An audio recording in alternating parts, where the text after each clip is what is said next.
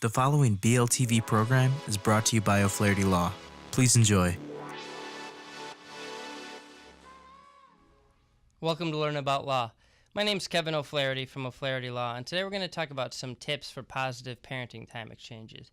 We're going to discuss some things that might help reduce the tension in these situations and keep the child feeling safe and emotionally and mentally secure and keep everybody as happy as possible in a difficult situation. So first, you want to choose a neutral meeting place, at least at first. A public meeting place will tend to cut down on the chance of a heated argument between the parents. Nobody wants to make a scene in public, typically, and an argument that might take place in private might not take place in public. So at least at first, a public meeting place can reduce tensions. And then once everybody gets the hang of the exchanges and gets used to seeing each other in this context, you can switch the meeting place to a private meeting place. Number two is do your best to be on time. Lateness shows disrespect for the other parent and shows the child that they can't rely on you, and it is one of the most common causes of unnecessary disputes between the parents. So if you can be on time, that's great. If you can't be on time, try to do your best to be courteous and give notice. Number three is to keep a visual, tangible, actual written schedule. This eliminates miscommunications and misunderstandings and makes crystal clear what the agreement is. And if you can, the more miscommunications and misunderstandings you can eliminate, the less conflict you're going to have, which is our goal here. Tip number 5 is never use your child as a messenger. Don't use them as a go-between to say, tell the other parent something or other. The reason we don't want to do this is because if the ball gets dropped, you don't want your child to be involved in any negative fallout. You don't want them to have to feel like they're a go-between between you and the other parent. So communicate directly with the other parent. Number 6 is take personal responsibility for pickups and drop-offs.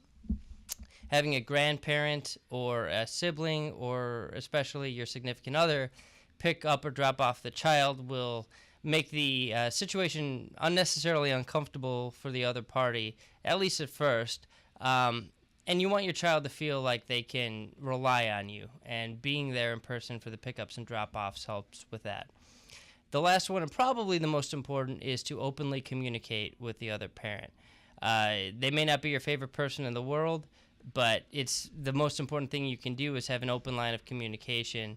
And if you're willing to be flexible with them, they'll probably be willing to be flexible with you when flexibility is called for. If it's still a high-tension situation, texts or emails are the best way to communicate. Keep the messages brief as possible so you don't have to get into the emotional baggage that's tied to the situation. For younger children, it's helpful to keep a journal to keep track of meal times and changings and any other details that the other parent needs to know. If you keep a journal, then you don't have to verbally communicate these things. And so, at least at first, basically summing this up is getting everybody used to an uncomfortable new situation.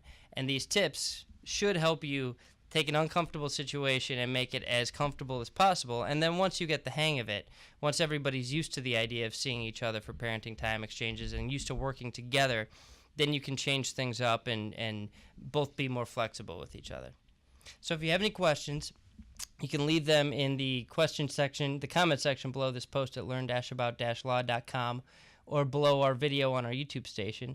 If you found this helpful and would be informed of the type of content that we're putting out every day, put out a video and article every day, you can subscribe to us on YouTube, iTunes, and SoundCloud. If you need some help, you can give us a call at 630-324-6666. That's 630-324-6666. We offer free consultations, and we have offices all around Chicagoland for your convenience. Thank you so much for watching and listening. Thanks so much for watching our video. If you have any questions, feel free to comment below. Click the subscribe button for new videos every week, and download and review us on iTunes. Visit learn-about-law.com for other legal-related articles and videos. Visit our business podcast and video blog, seizeyourbusiness.com, and visit Making Real Estate Fun for real estate videos and podcasts. Call us at 630-324-6666 for a free consultation.